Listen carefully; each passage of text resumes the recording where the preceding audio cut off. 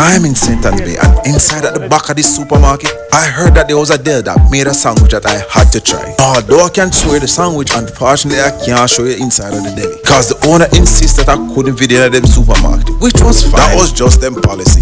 I did just really want the sandwich anyway. And honestly, I was just hoping it tastes good. This was a chicken tender sub sandwich with 2 kind of cheese and a sweet chili sauce. Layered with lettuce and tomato. And I was just praying to God it tastes good. But when I take the first bite, my God, the thing did hot. I sure the sandwich a burn off couple of my taste buds.